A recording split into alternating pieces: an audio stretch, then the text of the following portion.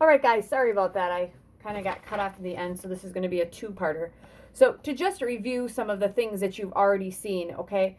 So we're talking about the end behavior. So this is what I had in the last one. So remember that your end behaviors, the ends are going to go in the same direction if the degree is even. The degree you get from looking at the largest exponent. You don't add them together like this guy up here. It was the fifth. It wasn't 7 because you don't add them. It is just the largest exponent. All right? And your degrees, if they're even, they go in the same direction. And I always think about parabolas. So parabolas are always pointing up whenever the leading coefficient is positive and down whenever it's negative. And that goes for every kind of even degreed polynomial. For odd ones, that one you may have to go through all those questions I went through, and I apologize if I went through them fast. But different directions, they would have an odd degree. So you can go through those, but it should rise to the right. If it's a positive orientation, it always rises to the right and it'll fall to the left. And then it's flipped for the negatives. So kind of looking back then, or not kind of, but looking back then at the very first question that I asked you, if I asked you guys to sketch this, so what we'll do is we'll kind of sketch this, and then I'm going to run through all of the 812. I'm just going to, I have my computer up. Then I'm going to go through everything. But if I had to sketch this without graphing it, I could sketch my x-intercepts. I could find my y-intercept as well. So for my y-intercept for this guy, I would make all the x's 0. So would it make sense that my y would be equal to, okay, this would be 10 times 7 times negative 12. All right? All right, and 10 times 7 times negative 12 would give me negative 840. So something down there. Now, to get the degree and the leading coefficient, okay, if I multiplied all these together, wouldn't it make sense that this would give me an x squared? And if I took that x squared times x, wouldn't that give me an x cubed? And there would be a bunch of stuff after that. My degree is 3. Leading coefficient is 1. Since the degree is 3, wouldn't it have to go in different directions? Okay. And since it's 1, it's going to rise to the right, and it's going to fall to the left. Okay. Now, in the first lesson, we had something that was squares, and then it bounced off that x-intercept. These all have degrees or multiplicities of 1. That's what they're called. They have a multiplicity of 1. So that means they're going to pass through each of these. So this totally makes sense because we're going to pass through. It's going to pass through here. It's going to go down to negative 840, up and through, and that's what that guy is going to end up looking like. All right?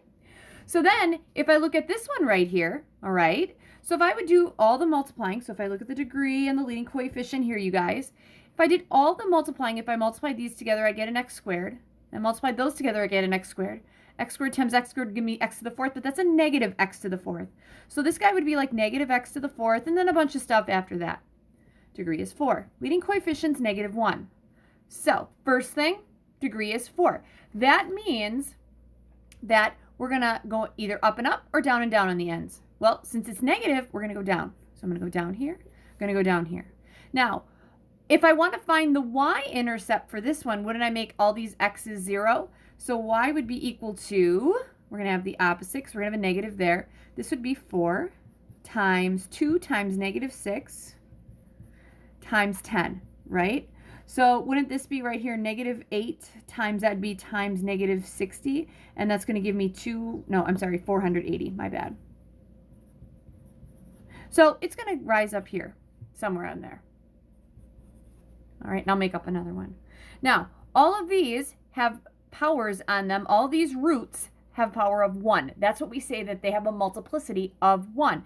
That means that it's going to pass through here, go down, and then up. Now, I feel like maybe I miffed this up a little bit. Negative. Oh, yeah. Sorry, my bad. So this should be positive.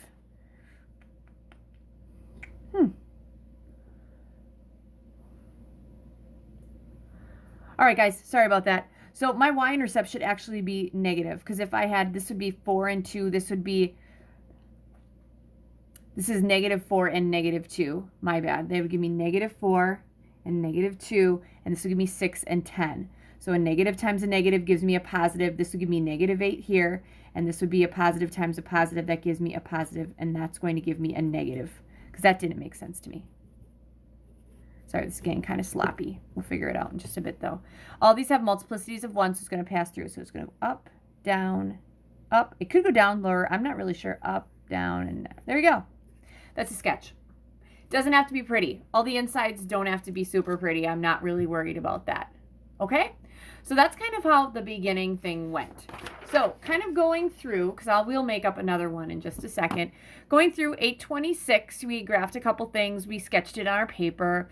827, we looked at what a degree was. We looked at roots. Okay? And we looked at the minimum. We can look at the minimum number of roots that something would have. Okay? So if you think about it, in 828, because this is kind of a big thing. Okay, so if I would have something like y equals, let's say, x cubed plus 2x squared minus 3x plus 1. All right, so if I looked at that, let's think about this, you guys. Okay, my degree is 3. Okay, so my degree is 3. So would it make sense that if I could factor this, wouldn't we have an x, and an x that would give me an x cubed, which is right there, right?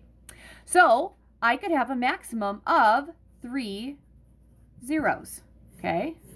And those zeros could be 1, 2, 3, something like that. Could be like that. So I could have 3 zeros, right? Couldn't I push this thing up and actually have the same graph but have 2 zeros? So I could do something like this. Bouncing it, and then there. 1, 2. Can I get 1 0? Well, I think I can. I think I can actually. There we go. This would be 1 0.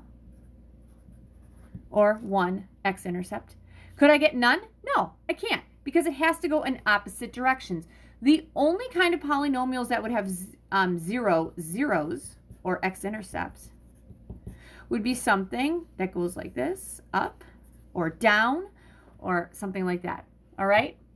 So that's what we're looking at as far as your number of zeros goes. So if you think about it, your degree here tells you what your linear factorization could be. Your linear factorization could tell you how many zeros you could have, okay? But you could have less than that, because something here, I had a 3rd degree. I could push this thing 1, 2, 3. I could push it up for 2, push it up even more for 1, but I can't for less than that. I'm assuming we're going to keep going with that in the next lesson. All right, so we talked about the number of zeros. Okay, I'm going to make up one in just a bit. Then they talk about roots. I'm going to make up another one about that because we kind of talked about that in the past. And then we're going to look at some graphs. Okay, so without using our calculator, we are going to graph really quick. This is my last thing for you today. Y equals, all right, let's go with x plus 5 squared times x minus 2 cubed. Let's throw an x right there. We're going to graph that thing, all right? So what we're going to find are the x-intercepts, the y-intercept. We're going to graph its end behavior. And then we're also going to have to figure out some multiplicity things. All right, guys, so here's the thing. The x-intercepts, wouldn't we make y 0 for the x-intercepts?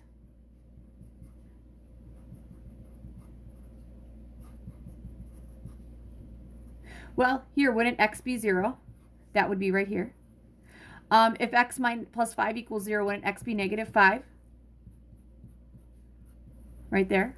If x minus 2 equals 0, wouldn't x have to be 2? There we go.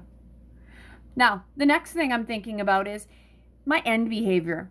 If I took all these and I multiplied them through, so I would have, if you think about it, wouldn't we have an x times 2x plus 5s times 3x minus 2s? All right, so these two would give me an x squared. With this one would give me an x cubed. With this one would give me an x to the 4th. With this one would give me an x to the 5th. With that one would give me x to the 6th. All right, x to the 6th. Same or different directions? Same. All right, so we're going to go in the same direction. Up or down? Up. Why? Because we would have an x to the 6th. So I'm going to have something like this and something like this. I know I'm getting kind of off there, but it's x to the 6th. All right? Next thing, my y-intercept. So I have x-intercepts of 0, negative 5, and 2. My y-intercept is y equals 0. Why is that? Because it's right here. I can't have another one on there.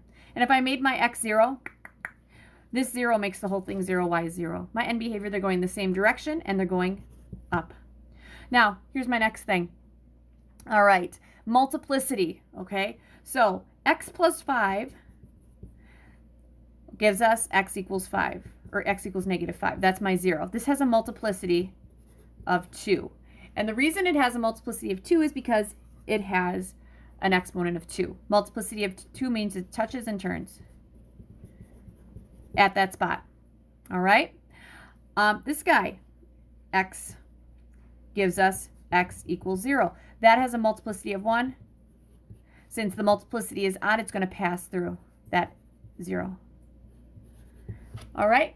Next one, x minus 2. X minus 2, this one gives us x equals 2. That has a multiplicity of 3. All right? The reason it does is because there's an exponent of 3. Multiplicities that are odd pass. Multiplicities that are odd pass through. So, for my x-intercept, odd multiplicity, it's going to pass through. Even multiplicity, touch and turn. All right? And we'll end up probably starting the next lesson with something like that. So this one is going to pass through. All right, so here we go, guys. At negative 5, it is going to touch and turn. So would it make sense that it's rising? Because it ends have to go up. So we're going to go bounce up here. Okay. Then the next one, I don't really care how high I go, but it has to go through, and it's got to pass through at 0. So it's going to pass through there. And then at 2, it's also going to pass through. So that's kind of what it looks like. It's generally what the shape is. And that is this section. It's a lot of stuff. And I'm willing to bet I'm going to review some of that in the next video. Okay? So good luck.